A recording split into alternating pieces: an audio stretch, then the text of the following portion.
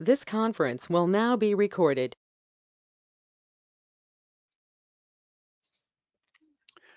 All right.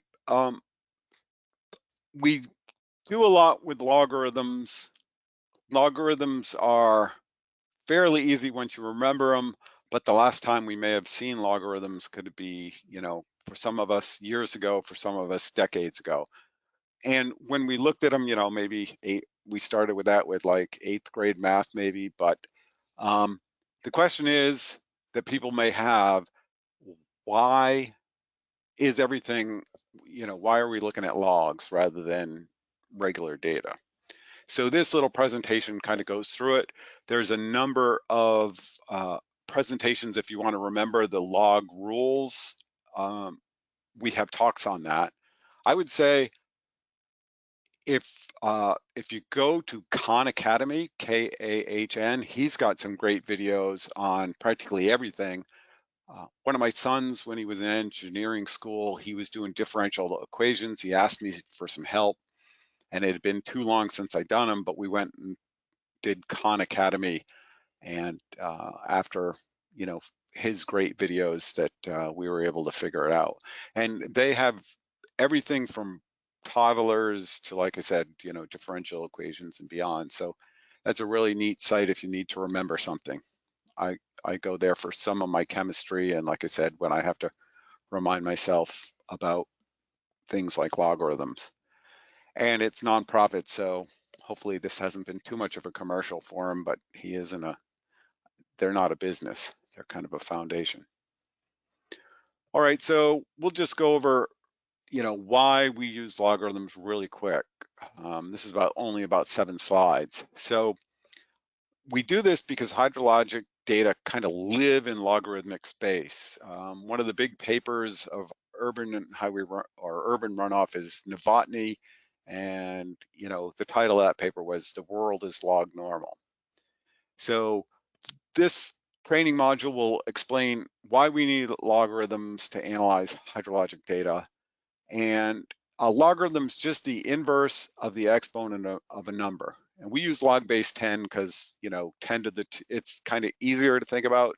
10 to the 2 is 100, and 10 to the 3 is 1,000. So when you look at a number, you can kind of, and 10 to the 0 is 1. So you can kind of get an idea of the magnitude of the number when you look at it. So the reason things are logarithmic is that hydrologic data, they arise from environmental processes that result from interactions among like meteorological, geological, and anthropogenic processes. So the interactions produce data that are bounded by 0. So well, you don't get negative rain, you don't get negative stream flow. I guess some places down in Florida, or tidal places, the flow might go in and out, but typically where you don't get negative stream flow, um, you don't get negative runoff coefficients. So you have this lower bound of 0, and then you have these order of magnitude shifts, right? A stream in low flow might be like 0.1 cubic feet per second per square mile, but then you get up to a flood, and it might be 1,000 times that low flow, or even more, 10,000 times. So you have these big variations, and they tend to be stretched out. So the other thing is a lot of things are multiplicative, and that's where you kind of get to logs. That kind of gets into the theory of why things are logarithmic. But if you think about it, you have a given amount of precipitation, and if you multiply that by the area, that gets you a good approximation of what your stream flow might be. So, it's kind of like precipitation actually times runoff coefficient times area. So when things multiply, they tend to be exponential and therefore well described by logarithms. So, the takeaways are that hydrologic data are bounded by 0. You don't usually get negative concentrations, negative data. Hydrologic data vary by orders of magnitude, and by taking the logarithms of them, they kind of normalize the spread of the data. And when we look at Monte Carlo model or stochastic models, we generate a bunch of random numbers. So if you are generating them in log space, then when you have this huge negative number, like -2 standard deviations, um, you don't generate a negative environmental variable. You just generate a very small environmental variable. Because all right. So here's an example.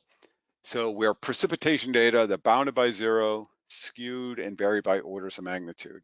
So what we see here is, we use the EPA runoff generating event, which has a lower bound of 0.1 inch, and then, it varies. So this is the weather station in Providence. So we could see on the top graph here, we go from 0 to 10 on a linear scale, and we see that there's a few huge storms, and most of the storms are fairly teeny.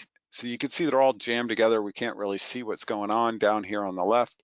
But then you look on the log scale, so we go from 0.1 to 1 to 10, and we can see that we stretch out all those precipitation, and they're not all clumped to the left. They're kind of spread out more evenly. So when you go to simulate them, you can sample from that distribution better.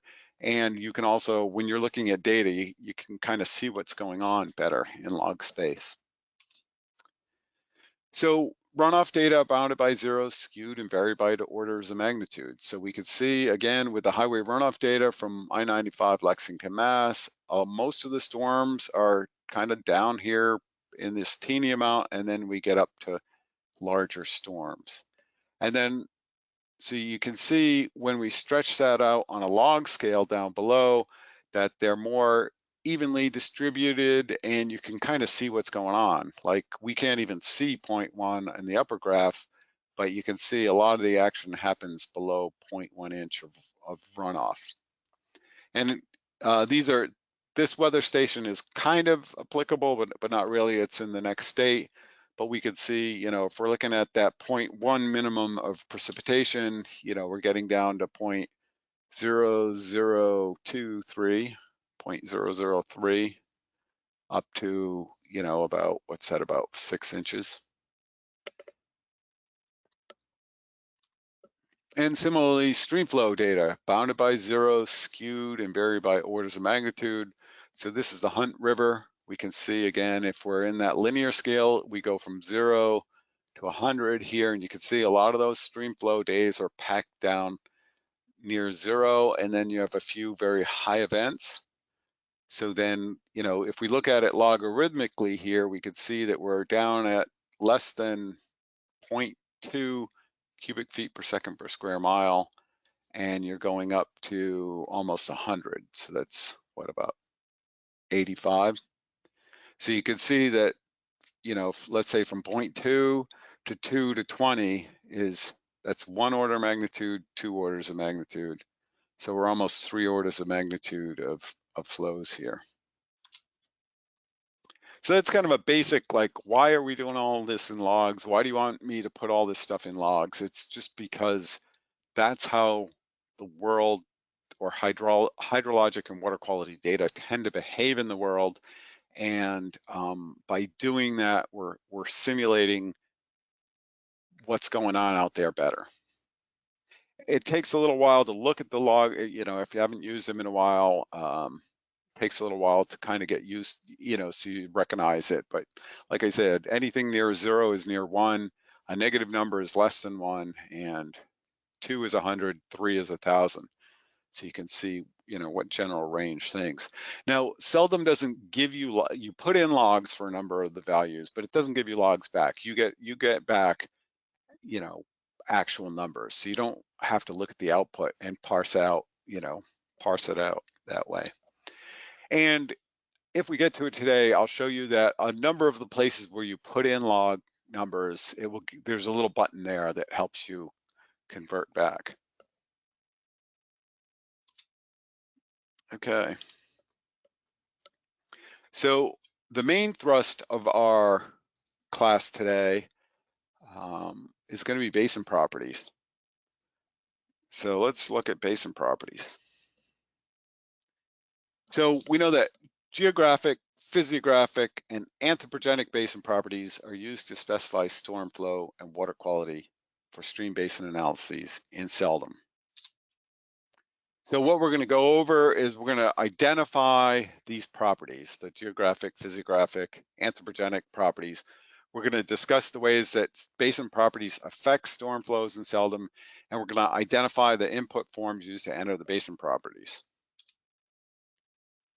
So what we have is, we talked about this a little on the first day, is SELDM generates all these storm event statistics. Well, uses storm event statistics to generate all these events.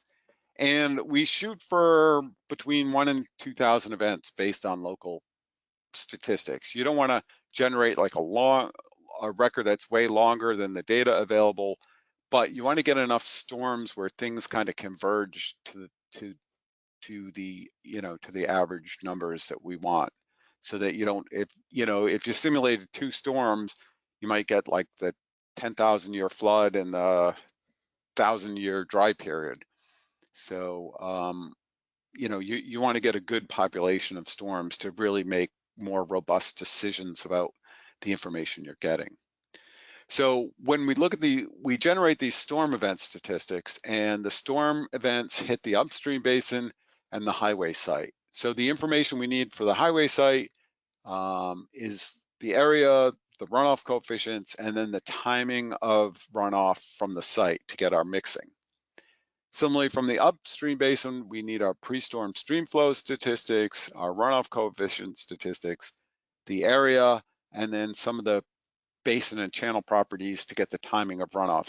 So we can judge how much of that upstream hydrograph do we get to dilute into, because you can't dilute into water that arrives at your highway site after the highway has ceased flowing. So you only want to use that concurrent discharge. So we're looking at the volumes and then the timings of flow to try and get a realistic stochastic representation of what might be going on at a site. So we have that upstream flow and the highway runoff flow that occurs at the same time. We add those together to get those downstream flow statistics. So we need these basin properties to figure out what's going on in terms of this flow of events. So the first one is just the latitude and longitude. They are the geographic properties which we use to specify much of the hydrologic data used in analysis. So let's see, so we have this map of the United States we're showing here, and what we see is I've got a bullseye at a latitude of 40 and a longitude of minus 90. So that puts us here. I'm not going to embarrass myself by saying Indiana or Illinois. I know that's, let's see, I think that's Illinois, right? You guys can correct me. But so this latitude and longitude, what we see here is we get these rain zones, which are these black polygons. So that's the EPA 15 rain zones. And they're good for a first guess, but I would tend, for the first guess, if you're just using regional values, I'd go to the ecoregions, which are shown as these pastel polygons. And so what that does is we get this latitude and longitude. It puts us here, and then we know we're in this ecoregion here. And so what we get from that is we get our ecoregion precipitation, we get our ecoregion stream flow, and for selected constituents, we get ecoregion upstream water quality.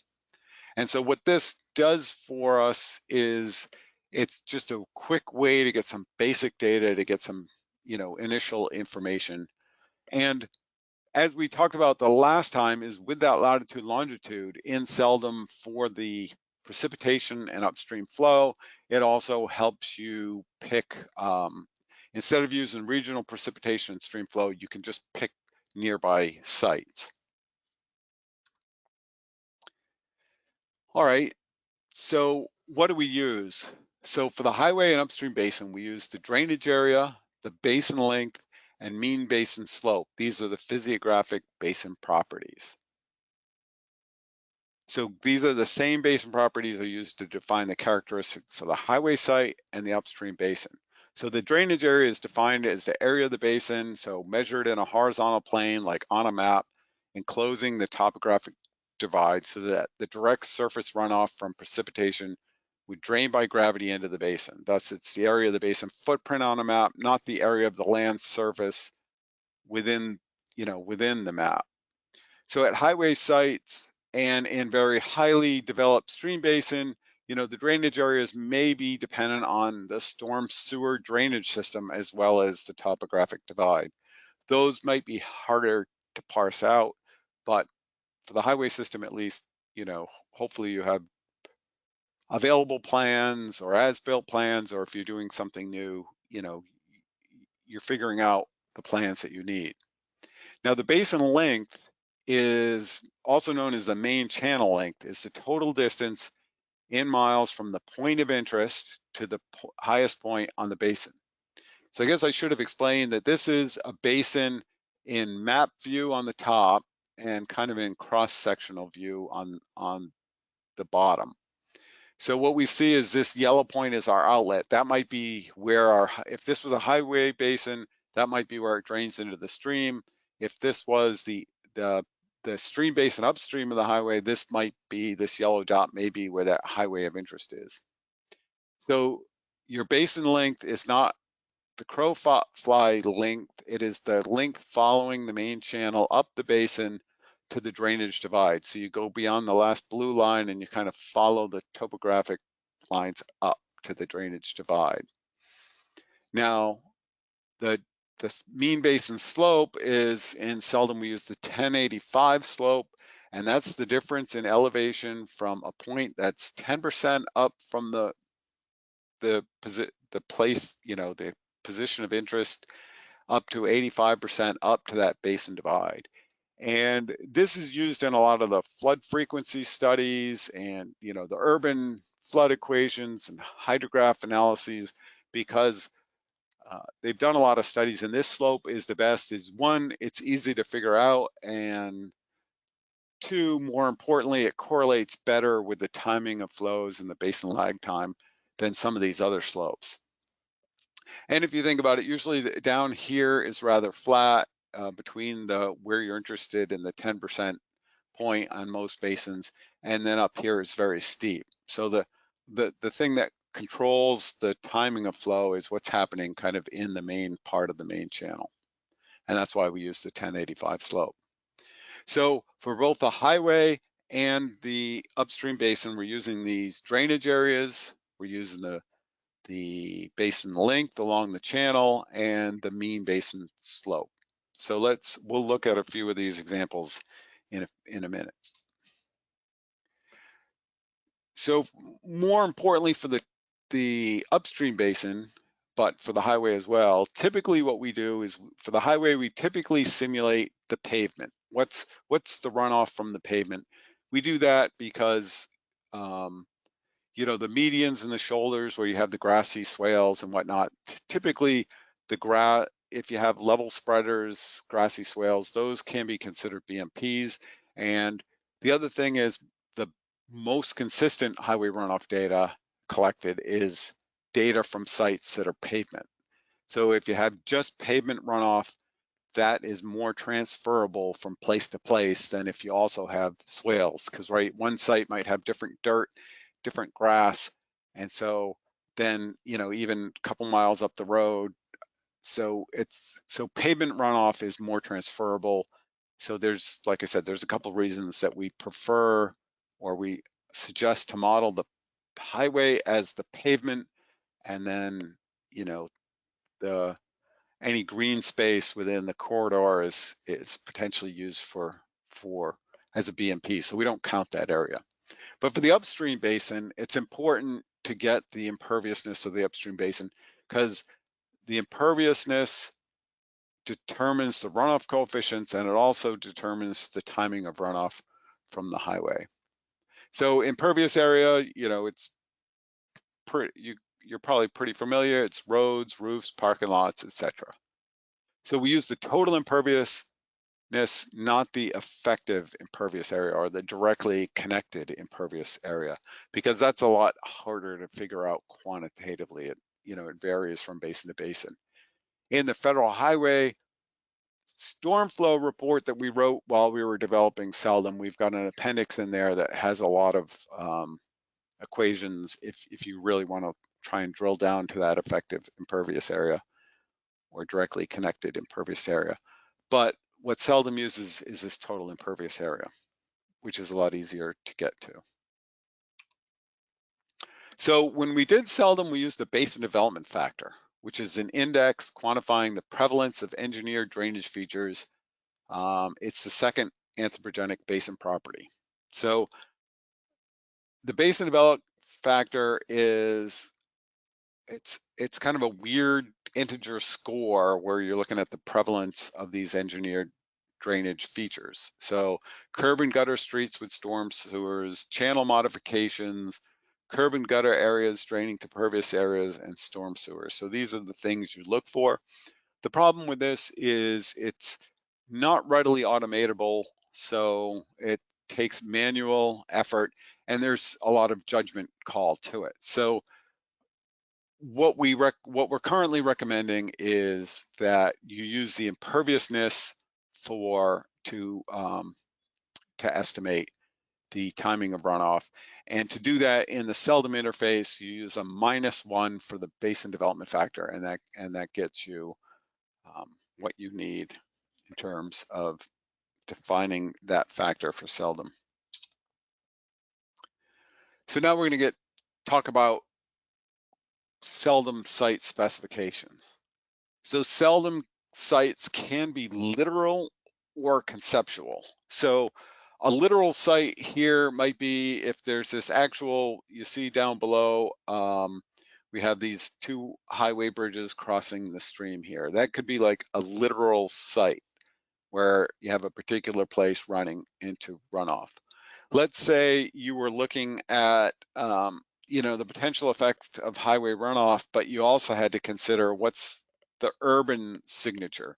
So if you have a whole city draining to a basin, you might have a lot of outfalls, but what you want to know is what's the net effect of that city. So this upper diagram kind of shows a basin where we've taken these impervious areas out and we've put them together at the point of interest to see, what's the total urban load, what's the total urban concentration, just assuming we've lumped all these areas down together at this point of interest.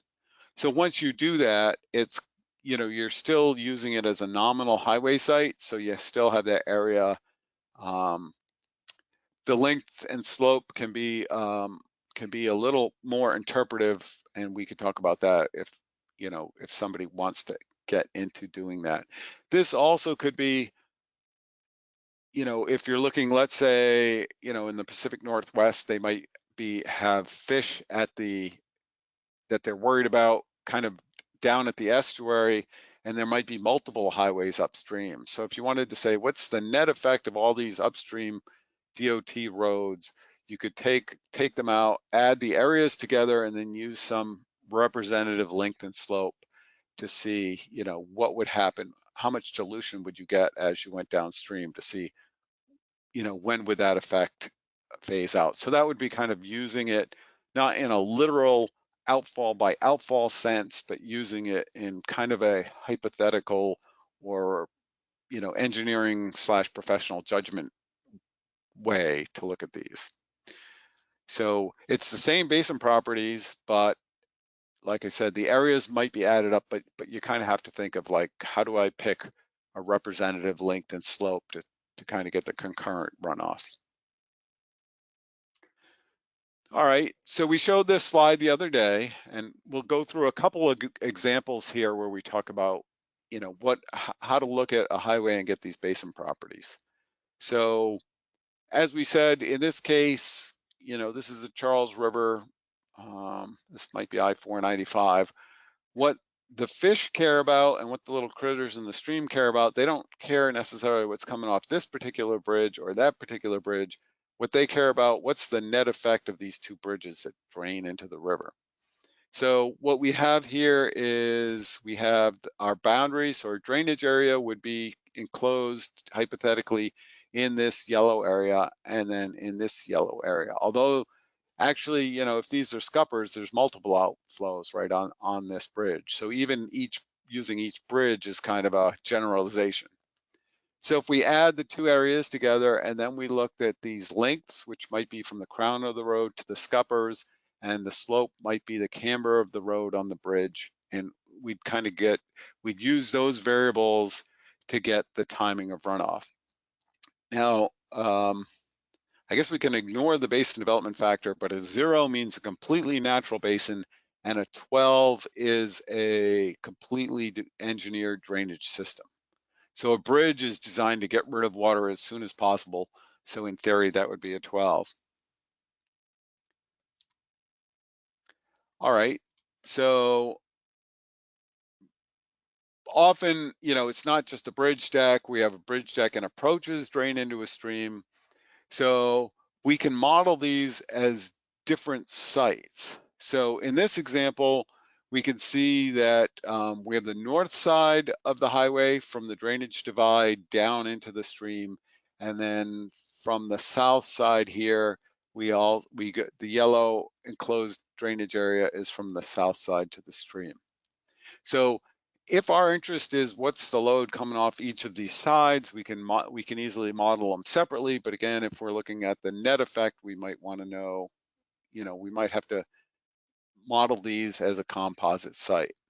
So here we are on the south side. We've got this drainage length is going to be up from the Basin divide all the way down the highway, the trunk line drainage system perhaps, to the outfall. And then our slope is going to be from that point 10% to 85% up.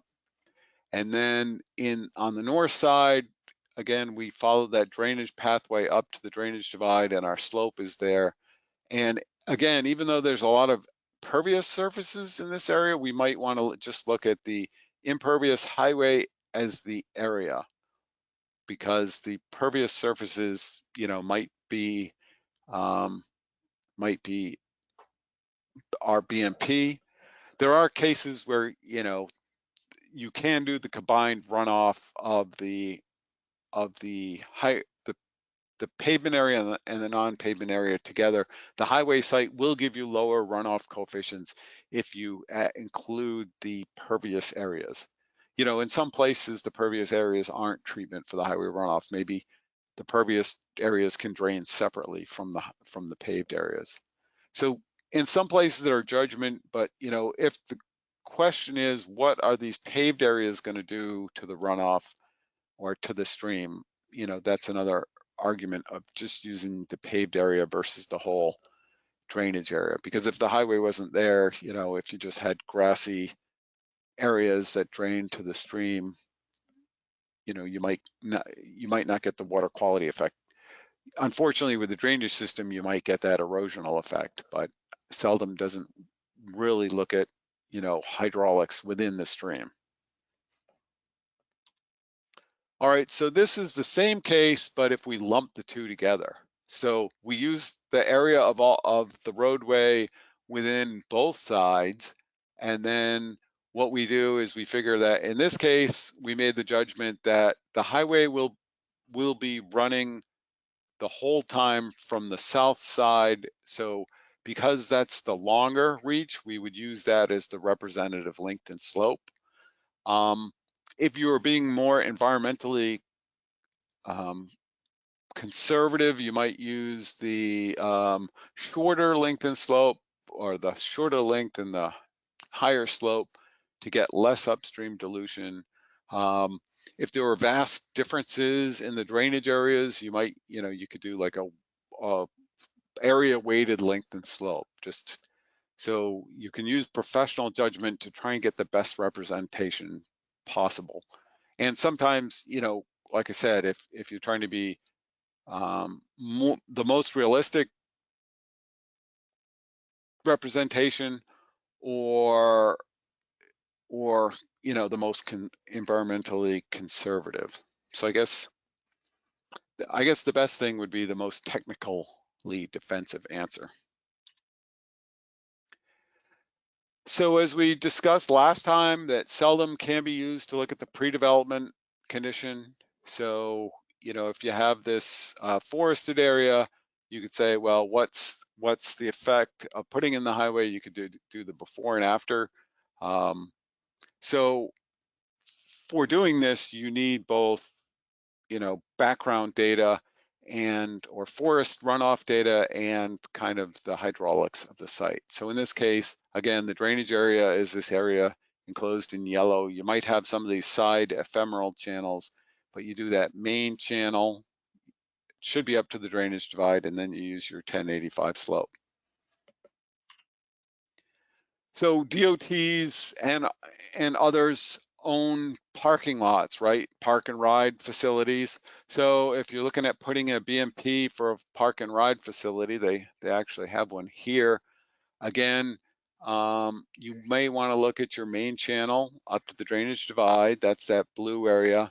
Your yellow encloses all the drainage area. So we could see in a parking area, we might not have 100% impervious, if we're draining this pervious area in this case.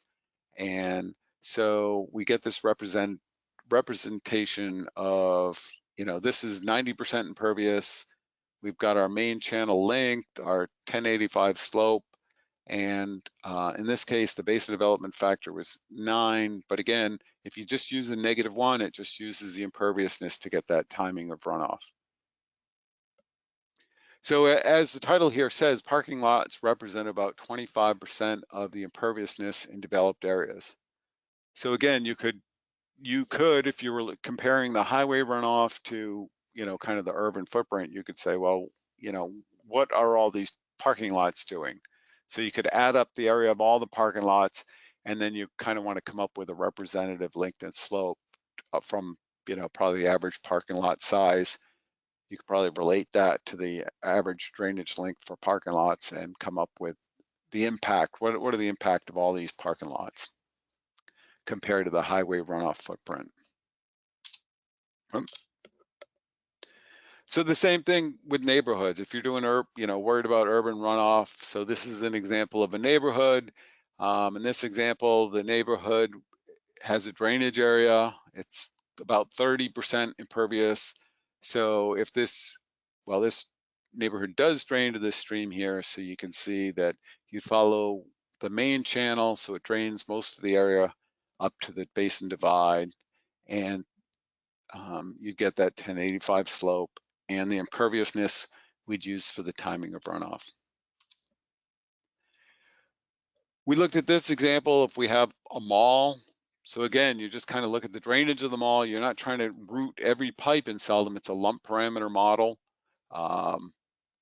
And, with the urban flood studies that were done in the 70s, 80s, and early 90s, they found that even this basic lump parameter model will get you, 95% of the way there for about 1% of the effort. If you were to build a complex like SWIM, stormwater management model, or an HSPF model to model every drop in pipe here, the answer you're going to get with an uncalibrated model isn't really going to be that much better than using kind of this simpler representation, given all the other uncertainties of what we're looking at.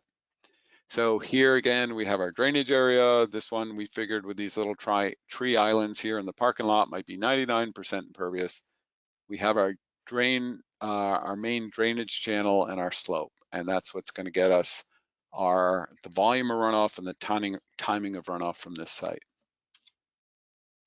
Similarly, DOTs own a lot of maintenance facilities. Stormwater from maintenance facilities might become an issue.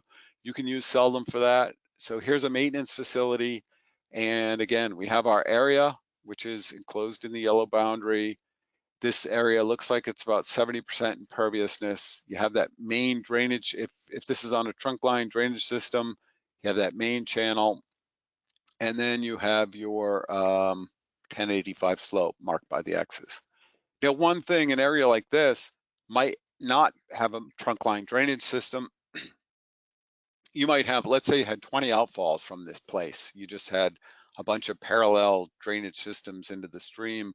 Or I know, like in the town of Milford, the town maintenance yard is right on the Charles River and the parking lot goes right up to the edge of the stream.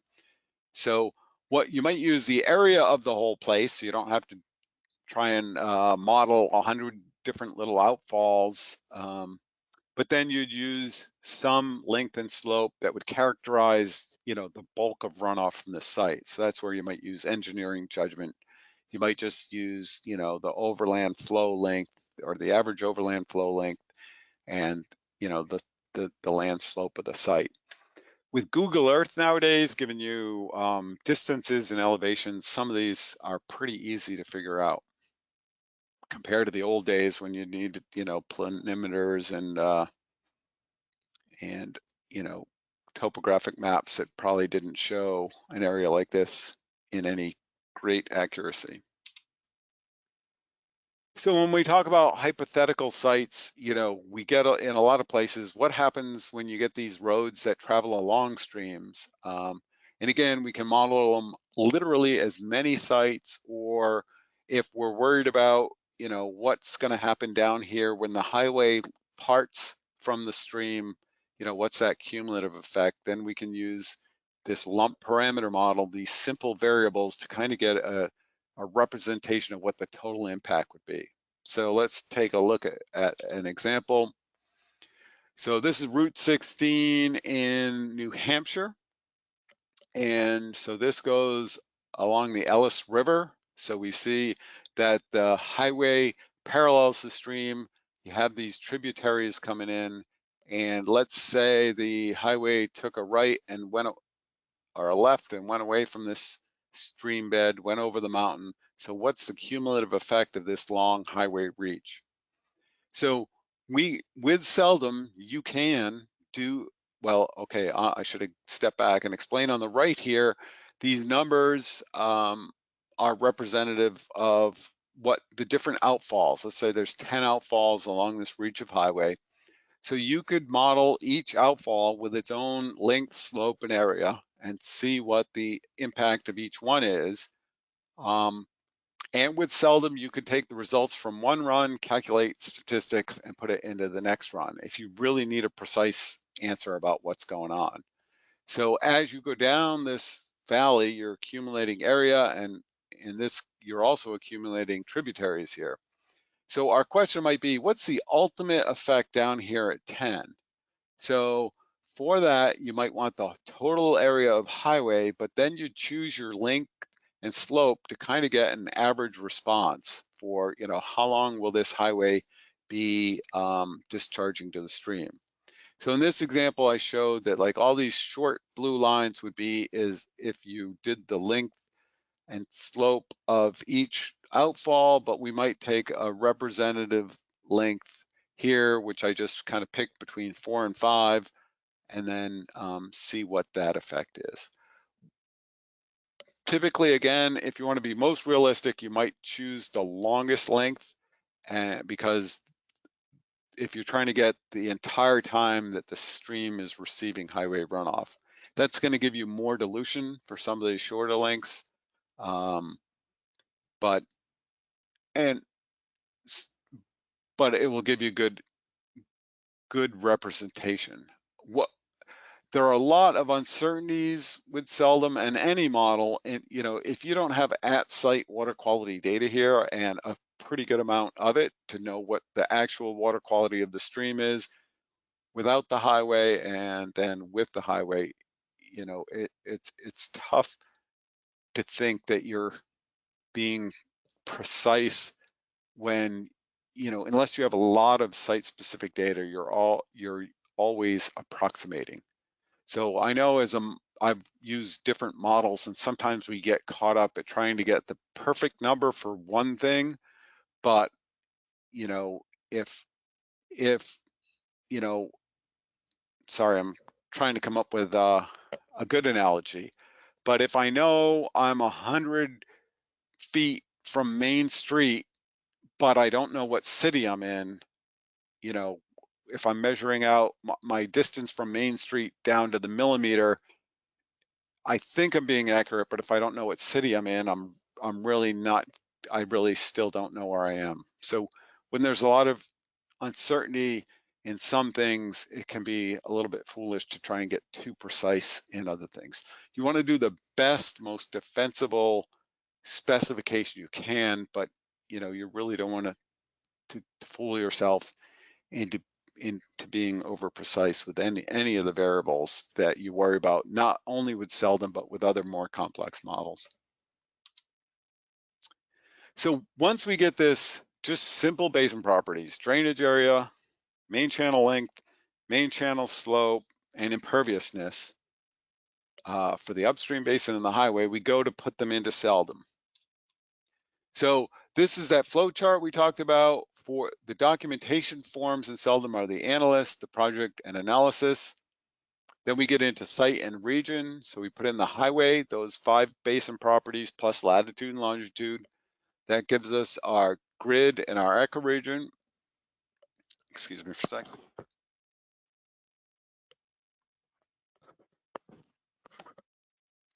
So we get our grid and we get our ecoregion from our location. Then we have our upstream basin. We put in those 5 basin properties for the upstream basin. And if you're doing a lake analysis, you'd put in things for the lake basin. Very few people do the lake analysis, but if people are interested, I can do a short class on that. Then we get into our hydrology, which is precipitation, stream flow, runoff coefficients, water quality, which is highway, upstream, downstream, and BMPs. And then if you remember from the previous class, we run SELDM. Okay, we used SELDM the other week. We'll just show it here. So the first thing we do is we give the highway site a name, a short name and a long name. It is helpful. And we enter the latitude and longitude here on the first tab of the form. And again, we can see name and location have the asterisk. That means there's something on this tab that's required. And the things on the form that are required are in bold and starred. So we see we need the short name, latitude, and longitude. So this is I-81 near Harrisburg, Pennsylvania. So with this full name is like 250 characters, you can get more detailed. So looking at the basin properties for the highway, we put in drainage area in acres, drainage length in feet, mean basin slope in feet per mile, imperviousness fraction. In this case, that this highway site, this federal highway site was it was 1/4 impervious, 3/4 pervious. So it's 0.25, and our basin development factor is 6. So this kind of belies all the things I've been saying. Typically, we use an impervious fraction of 1, and if we use a -1 here, it will give us the timing. Now, as you see this form, there's all these little question mark buttons. So as you use SELDM, if you need to be reminded, what some of the details behind this are, you click the button, and there are explanations for each variable. So then once we navigate to the upstream basin, again, you just need a short name, and then you look at the hydraulics. So for the upstream basin, we have drainage areas in square miles because upstream basins tend to be a lot bigger than the highways. We still have drainage lengths in feet, our mean basin slope in feet per mile. Our imperviousness of this basin was 0.7, and our basin development factor here was 0. So, but again, what we now recommend is use a -1 for this. And we have these question mark buttons that will give you information about each of these variables. So this presentation was an overview of the variables. If you want to dig deeper, you can go back to our 2010 report, which is FHWA HEP 09005. I think that's now available on Rosa P, the DOT report the new DOT report website. And then the USGS reports are available on the USGS Publications Warehouse. If you go to the SELDM page, it's got links to all these. So it's https://www.usgs.gov/SELDM. So what did we do? We talked that latitude and longitude gives you your variables. And what do we need? We need our drainage area, main channel length, mean basin slope. They're the physiographic characteristics. And then we have our total impervious fraction. And that gives us our runoff coefficients and the timing of runoff. All right, so let's see.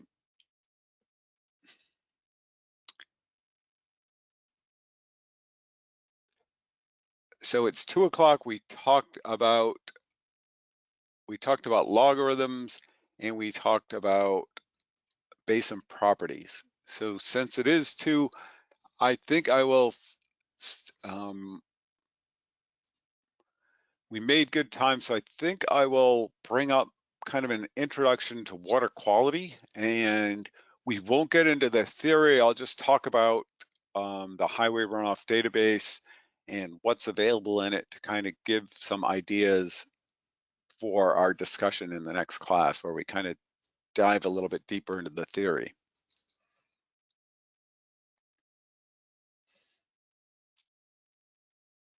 So this is updated version of a talk we gave at TRB in 2019.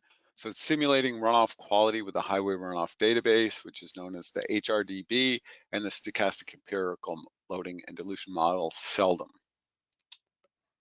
So the highway runoff database provides the representative statistics for quantifying the runoff flows, concentrations, and load that SELDM use to simulate, the concentrations and loads coming from the highway. We also did a BMP analysis, and we have a webinar on that shows how these flows and concentrations and the timing of runoff is modified by BMPs. We'll also do that in one of the next classes. So when you open up the highway runoff interface, you can use this to obtain water quality data. If you want your own water quality data, you can get statistics and runoff coefficient values. So like SELDM, it's kind of like my dad joke about this is if you could do online shopping, you can use these interfaces. So you come in, you have these choices, and if you just click them, it takes you through a series of screens to get where you need to be. So typically what we would look at is 95% of the times I click on generate statistics for water quality data. I pick my constituent. I pick my constituent being, some people call them pollutants. USGS calls them constituents because some things like sediment are there naturally, and copper and lead at low levels, things are there naturally. So that's why we call them water quality constituents. But so you click through a few screens, you pick your constituent, you pick the data set you want to use, and then you pick the sites you want to use, and it calculates the statistics for you. And again, we'll go into a deeper dive on water quality on the next class. So we're currently on version 1.1.1 of the highway runoff database, and it has 37 data sets. We have 23 states, 242 sites, 6,852 storms, and more than 100,000 event mean concentration values. And you can see the breakdown. The federal highway 1990 data I would no longer use, except for maybe total suspended solids or something like that, because that was, a lot of that data was collected in the era of leaded gas, and because there were phosphate detergents in the soap used to clean tubes, samplers, and sample bottles, the phosphorus, we found that phosphorus values are now about half of what they were. I know in New England, EPA Region 1 loves to use the old National Urban Runoff Program numbers and apply the urban runoff numbers to highways.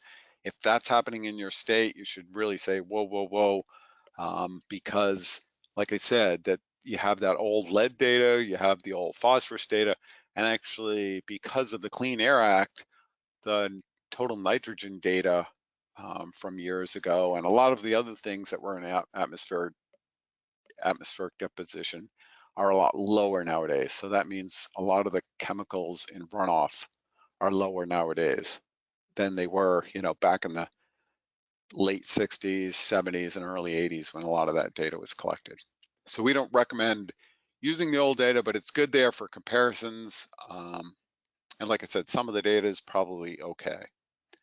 So we've got data from California from 3 data sets. We have Florida, Hawaii, Louisiana, Massachusetts, Maryland, Maine, Michigan, Minnesota.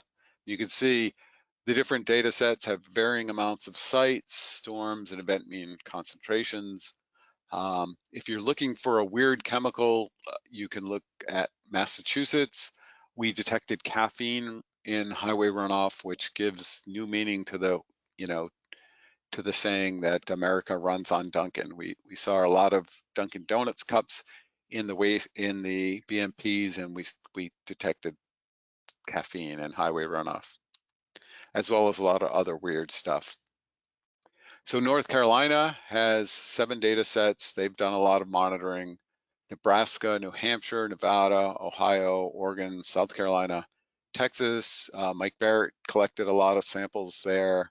Washington State has done a fantastic job over the years, and they are queuing up right now to send me their newer data sets from 2015. So we're going to get those into the next version of the highway runoff database. And then Wisconsin, we have some data from Wisconsin. So here's a map of the site. So you can see that there's data for 23 states, but there's more holes in the map than there are data. And even within a state, you know, what is the representation from one site to the other is kind of a big question. We also see that, you know, there's stuff in Eastern Washington, but most of it's from the Federal Highway 1990 data set. And even some of these data sets, I don't know when the brake compact came in, but you know, I think in the 2000s, sometime in the 2000s, they figure out copper was really bad and that they'd gone from asbestos brake pads to brake pads that had a lot of copper in them. So now there's an effort to reduce or eliminate copper in brake pads. So a lot of that Caltrans data that was collected at like in the 2003 era was, you know, it's good highway runoff data, high quality runoff data, but the copper might be too high. And we can see North Carolina's done a great job. So if you know a state DOT with water quality data, they just need to send it to us, we'll get it in. All right, so the highway runoff database has 415 different water quality constituents. The counts may indicate importance. So we can see that total suspended solids, there's almost 4,000 samples. The total copper, zinc, and lead, we can see there's, you know, more than 3,000.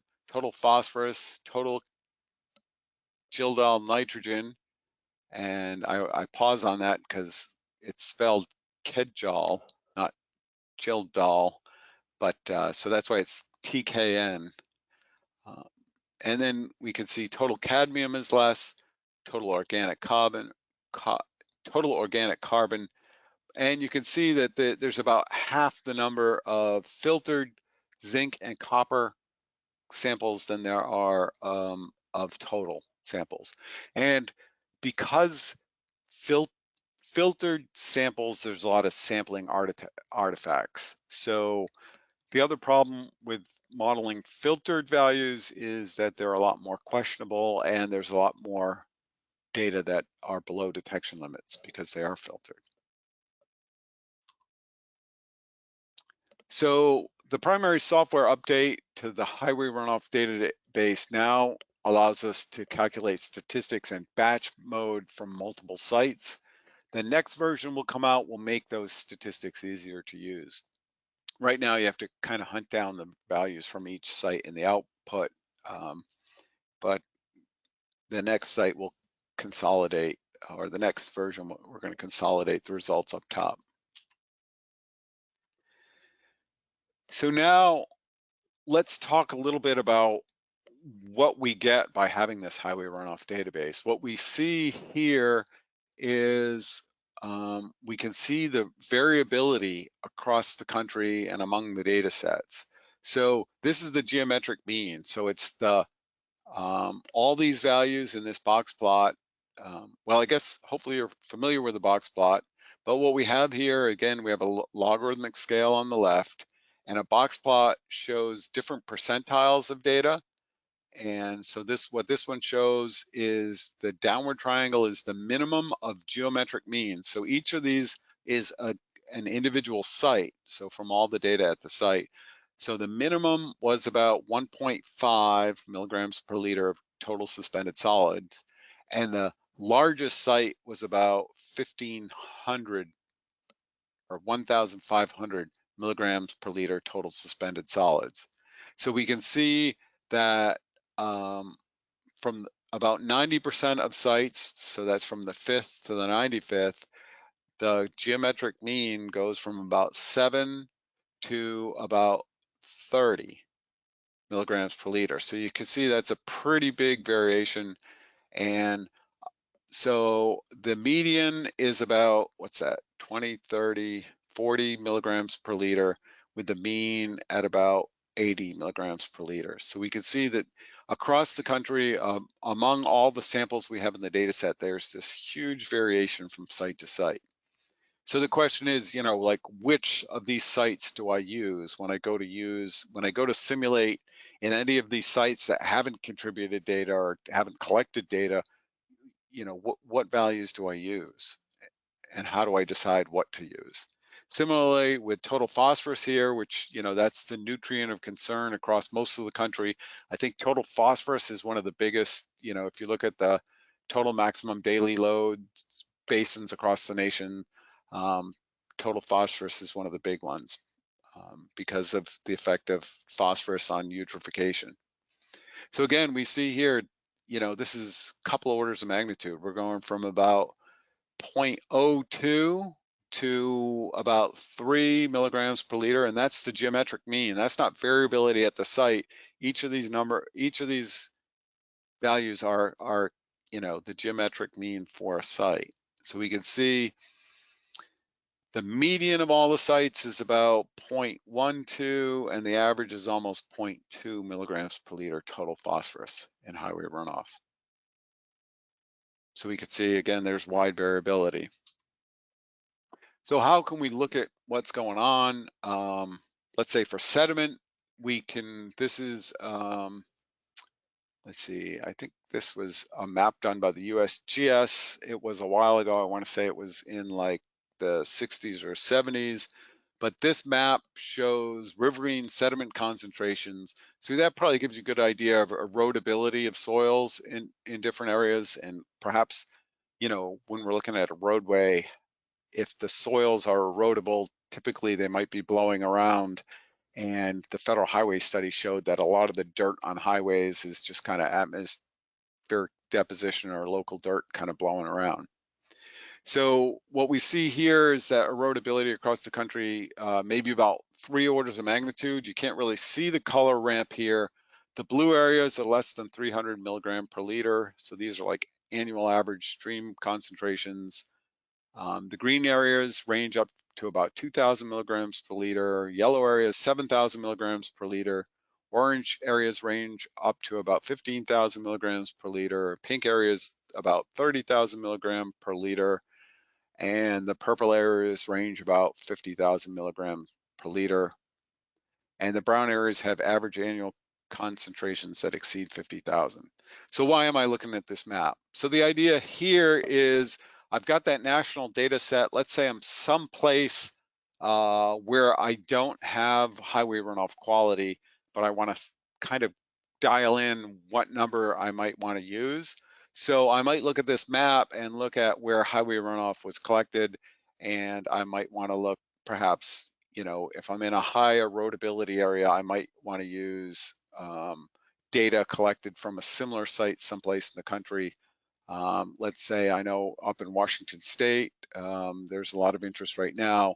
So we can see, as long as you're outside this green area, which that might be Mount St. Helens, any data from the blue areas might be applicable to your data. I guess if you're in Washington State, they've collected a lot of great data over the years. Like I said, they're going to put in they're going to submit their newer data to me, so they'll have great numbers. California has a lot of data over the years, but if you get out into the Midwest, that's where some of these colors might help you out. Or, even in North Carolina, if you're down here, they have a lot of data, but which site do I pick? You might want to look at something like this to pick your sediment data. Um, so this map is, again, we also looked at total phosphorus. You can see the distribution of total phosphorus in soils across the country. So this one's a little bit different. So the variations in water quality for phosphorus may seem extreme, but there are natural variations for many constituents. So if you look at this phosphorus here, you can see it ranges from in soils from less than 50 to 200 are the dark blue areas, and the red areas are basically 1,200 to 9,000 milligrams per kilogram in the soil. So if I've got all this phosphorus data, but I don't know what to use from all these sites, I might pick highway runoff data from sites that have, kind of a similar phosphorus color. And if you go to this website, https mrdata.usgs.gov/soil geochemistry /pound periodic table, it brings you to a periodic table, and let's say you're worried about copper. You can pick on copper, and it will give you a similar map, national map for what's the copper distribution. And if I was going to model copper, I might pick copper near, of a from an area that has a similar color. So we could see, I know we have several people from Washington State. You could see that, there's big variations. Kind of the north shore of this area is blue all the way up. There's a lot of volcanic activity. So I think fresh lava, or not fresh lava, but you know what I mean, newer volcanic soils tend to have a lot of metals. So you kind of see similar patterns. Um, Also, the glaciated areas, they somehow the glaciers scraped them up, and there's a lot of iron phosphate on the soil. So that's why we see this big, a lot of red up in these glaciated areas, whereas in the southeast, there's very low natural phosphorus around. All right. Also, having data from many sites, we can explore relations. So again, like typically, if you read the literature, you might think, oh, average daily traffic. I'll pick the site from the highway runoff database with the similar average daily traffic. So we see for total suspended solids and total phosphorus, we could see that if we have average daily traffic on a log scale on the x-axis, the horizontal axis down here, and the geometric mean concentration, each of these dots is from a different site in the highway runoff database. So we see for these the correlation to average between TSS and total phosphorus concentrations to average daily traffic nationwide are very low. It's minus 0.017, so basically zero. And then this is Spearman's rho, or the rank correlation. We can see they're also very, very low.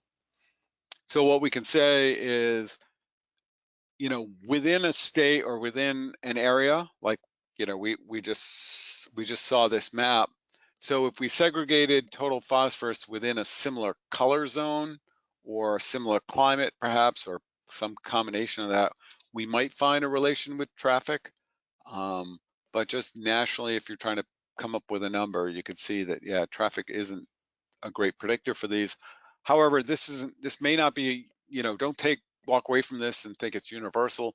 Maybe something that's not highly available in the environment, like let's say catalytic converter chemicals, rhodium might show up as traffic warranted, or tire particulates might show up as traffic. There's a lot of zinc in tires, so maybe zinc might have a stronger signal with AADT nationwide.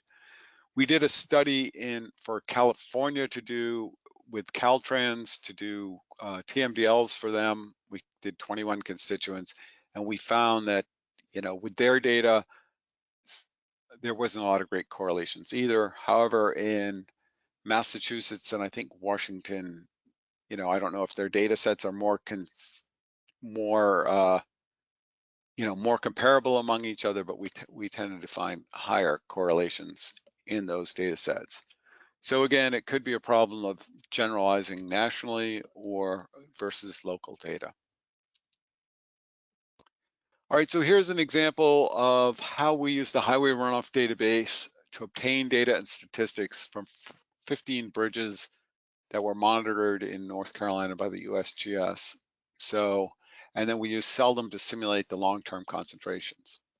So on this map, we have on this graph, we have total phosphorus on a log scale on the vertical axis, and we see one of these weird probability axes that you'll see when you look at SELDM outputs. But this is a probability axis. So what it does is it stretches out the extreme values. So we can see that the percentiles, when you go from 40 to 60%, are pretty tight. So there's a lot of data crammed into that area. But as you get out to these rare events, very high and very low events, you can see that that's kind of stretched out. So what we have on this graph is we can see that there's a bunch of white dots connected by green lines. So each of those are an individual data set in North Carolina. So basically what we can kind of see here is that if you take the worst site, so that's the worst site is the top one here, and it overlays these yellow triangles that are pointing up. And then you compare it to the best site, which is kind of the green populations that's hovering down near the bottom for most of the events. And along those triangles that are pointing down, you can see that, at the low end, it goes from about 0.02 up to about 0.2. And at the high end, you have similar kind of. So when you go from the best site with the lowest concentrations to the worst site among just these 15 bridges in North Carolina, you get like an order of magnitude difference in the populations. So what we did here is we have all these 15 sites. So for this example, we looked at the worst case scenario. So we used statistics from the worst site and from the best site, and we use SELDM to generate these populations that are shown as these yellow symbols.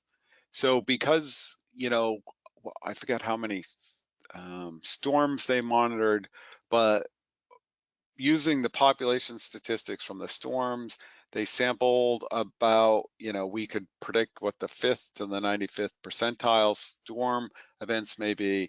But when you use SELDM, you can create that 30-year record and say, well, what would happen over a long period of time? Now you can see the dark, even though they're yellow symbols, it's pretty much it looks black in the middle here because so many data points are kind of jammed together. So what we care about usually is the high point. Now in this area, with the precipitation statistics, one event in 3 years is about a 0.5% risk. So we could see with our data set, we can't really project what that risk would be. But when we use SELDM, we could get that larger population, assuming that these are representative samples. And we could see that total phosphorus from bridge runoff in North Carolina is going to range from about 1.5 milligrams per liter up to about, what's that? That's about 15 milligram per liter. So again, that's like an order of magnitude. So if your regulator wants you to be down at that receiving water standard, that's at 0.1, you're just not going to get there, with the acceptable risk of once every 3 years. Because, these storms exceed it. However, we can see that what about 30% of the storms are going to exceed it, that 0.1 for the lowest site. The average site is going to be, or the median site is going to be about 95% of events are going to exceed it. And then for the worst case, all the storms are going to exceed that value. So, the conclusions we showed was that new versions of the highway runoff database has the data and statistics that you can use to try and figure out what the highway runoff quality is where you are. We showed that it would, unless you're in a data-rich environment, it does take some interpretation. One thing is SELDM, once you set up some runs, you can run, once you set up like your sites and your precipitation and whatnot, you can run a lot of concentrations in parallel so that you could see, like what we did here. We did 3 examples, but we could kind of get that envelope of what we might expect. So that ability to calculate those statistics in batch mode facilitated that analysis where we could do all the sites in the country and figure out what's going on, or we could pick a subset of sites and quickly get those statistics to compare the variability among sites, or is ADT a good predictor. What we're doing in the next version of the highway runoff database that should come out hopefully early next year is we've gone back and looked at the imperviousness near the sites of interest. So in our Massachusetts data sets, what we've seen is if a highway's in an urban area and it's got the same traffic as like a loop highway around Boston that's seemingly out in the woods, that the ultra urban sites got a lot worse water quality than the same traffic kind of out in a forested corridor in the suburbs, so, which kind of makes sense. So we're adding the surrounding imperviousness to that, and hopefully that'll give us more information nationwide. So when we use these statistics from individual sites with SELDM, we can do these long-term simulations. We can assess the risk for exceeding these proposed discharge criteria, or with upstream water quality, what's going to be the water quality exceedances in that stream. So it kind of gives us, things are risk-based. You can't say, well, you can never exceed a given concentration. You got to say there's some acceptable return period risk to exceed. So, all right. All right, and I should acknowledge the big heavy hitters who are funding highway runoff water quality treatment and making that data available. So we've got Oregon's done a great job, North Carolina, Massachusetts, Washington State's done a great job, Caltrans has done a great job monitoring, New Hampshire DOT has done some, Mike Barrett in Texas has done a number of studies, so that's both Texas DOT and University of Texas, and Nevada's given us some great data, as well as other states, I should say. And the SELDM website, again, has the links to the reports, software, and SELDM. We're now actually on 1.1.1. And again, it's just www.usgs.gov/SELDM. You don't necessarily need this DOI link. However, you can capture that screen if you wish.